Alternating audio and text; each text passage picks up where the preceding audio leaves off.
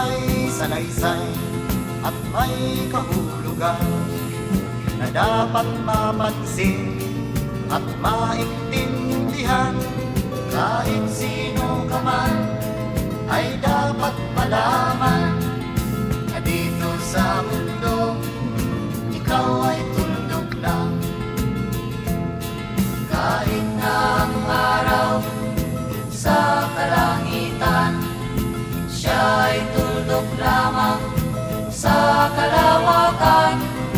Lahat ng bagay ay tuldok ang pinanggalingan, at kung masdang mabuti, tuldok ang uuwian.